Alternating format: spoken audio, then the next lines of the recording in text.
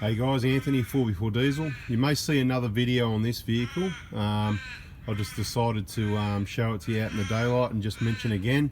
So it's here for a 150, 160k service, the big, big service, everything, 150, 160 together. It's from Port Stephens, so we only see it about every 40,000 Ks, and he takes it for the normal oil changes and a few other bits and things, older gentleman. Dave gets around Oz, pretty out there, just boof. This vehicle is almost stock standard other than this alloy bull bar and a couple of recovery points, which you'll see in the next part of the video.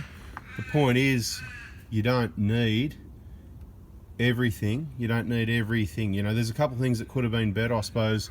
Tyres and suspension are the big factors that would have helped with this one, and of course he's got the UHF, the antennas there. I didn't mention that in the other video. So if you want to check out a 150, 160k Prado that's been everywhere, just about every dirt road in Australia, and if it hasn't, it's headed there. We're just checking it over for next trips up the Tanami. It's recently been up the Cape. Look, can't even mention all the tracks. It's in the next part of the video. He sent me a message with most of them. I can tell you he's been places that isn't in that message, but it just gets around. Absolutely awesome to see how reliable and how well they last, and where they can go in basically stock standard form.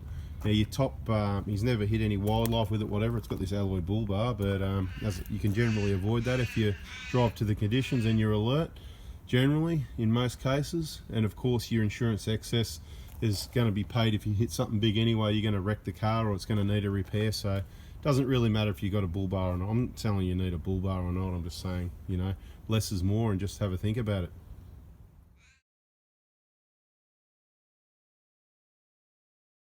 Hey guys, I've seen it all now, and you've going to have seen it all.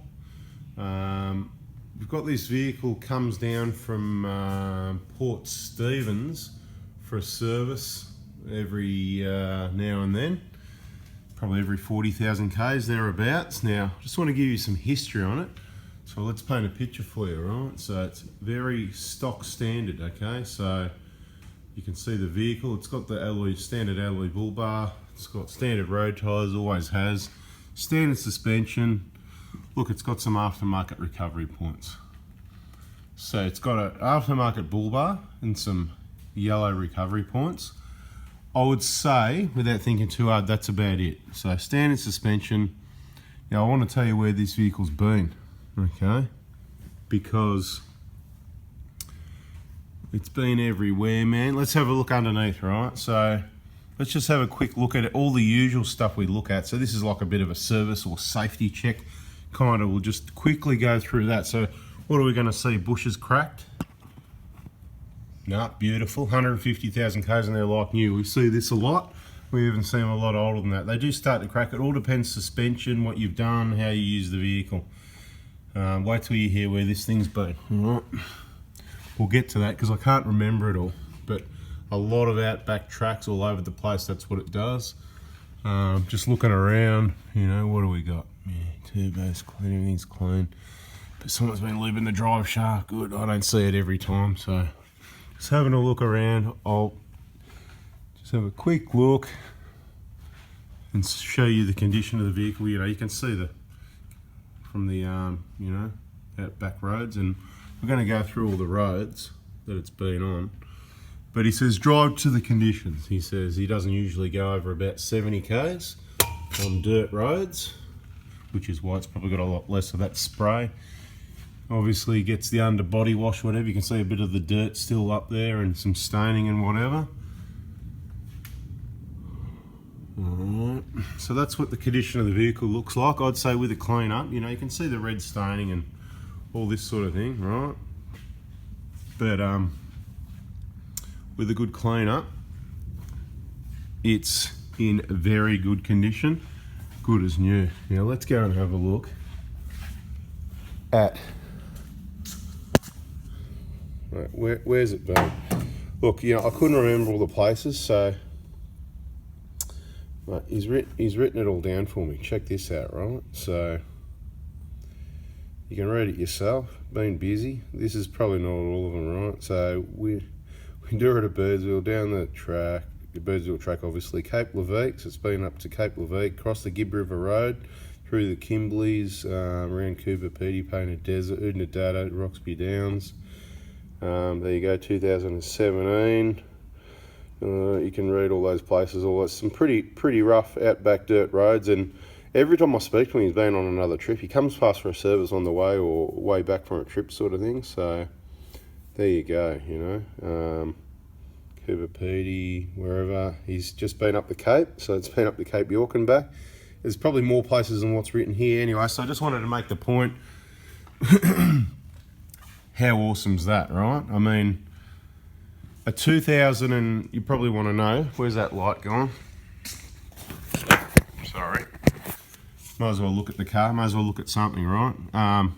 So it's a 2000, if I remember correctly, it's the last of the 1KDs, 2015. So awesome vehicle, you know, they finally refined everything.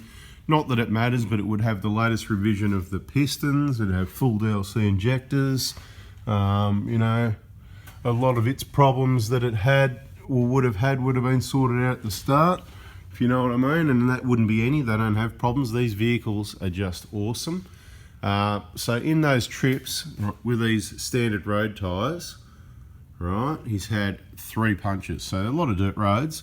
So I'd suggest that having better off-road tyres, it's not a need, you don't need to have them, right, but it would give better punch resistance. Now one of them was in the sidewall here of one tyre, and one of them was just, 2 of them I think was straight through, like sticks and rocks, like they had holes in them the size of your thumb kind of thing apparently. So rear suspension, you know, not leaking or anything, right, still in good condition, so you don't need a lift. I'm not telling you not to get one, manufacturers are going to love this, but look, it's just what it is, right? So if you need a lift or you want better suspension, then you can upgrade, but just be careful you're not downgrading, because there's some tough names out there that ain't that tough. Now some of the tough names might be tough, you know.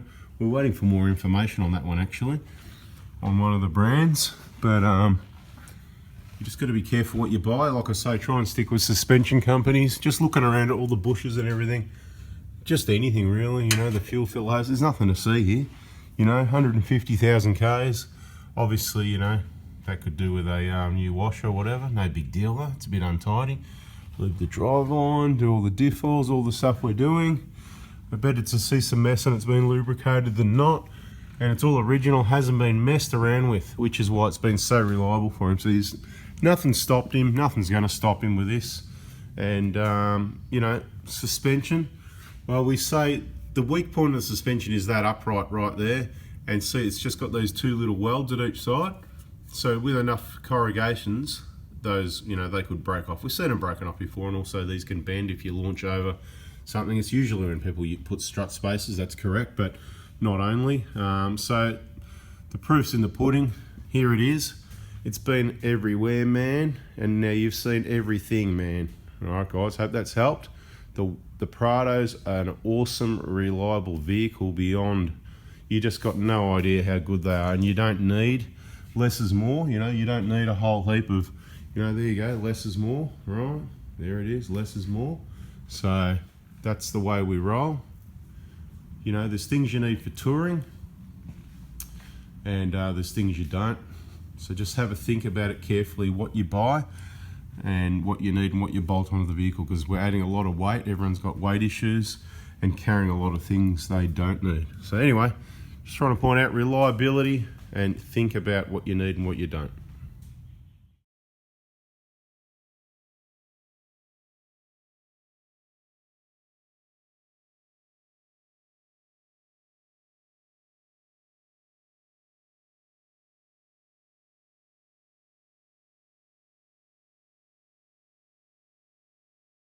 Okay, so as I mentioned, on this vehicle we're going to be doing a 150, 160k service.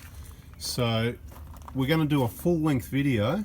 When I say full length, it's probably going to go for hours, showing you, and it's not like we haven't done it before, but look, we're going to do it fresh, okay? We redo things every now and then. We've done a number of videos replacing injectors, EGRs, cleaning EGRs, replacing timing belts, all the timing belt marks, all that sort of thing. What we're going to do on this one, we're going to do the timing belt, water pump and everything the easy way, and that's by pulling all this header tank and everything out. We're going to show you full length videos on how to do it. So make sure, if you haven't already, subscribe so you get notifications for all the new awesome information. And yeah, we'll get on with this video so then we can make the next video. Oh, someone said, why is it all wet? Okay, it's all wet because we're a bit special, maybe, whatever, but we've got standards. And how do you keep your hands clean, right? Look, if we get all grubby and dirty, it spreads contamination. Look, mess just hides issues that we can't see. We'd rather keep it clean. As I said, we only see this one every 40,000 Ks, so we want to give it a decent clean up that often. It's probably every year, or at the moment about once a year. I think he's doing about 50,000 Ks a year, so it's 2019, and this is a 2015, I think. But so yeah, getting out there in the outback. So for us, it's just easy to keep things clean. That way we don't spread, and it's not just contamination to, like if you're doing the injectors or something like that. It's the whole workshop. If the whole place is a filth bag, then what's going to get walked into your car, whatever's on my hands goes into your car, whatever. So we do keep it clean. It's how we roll. It's why it's called the Prado Hospital. So the doctor will be getting to work shortly. The vehicle is prepared for surgery.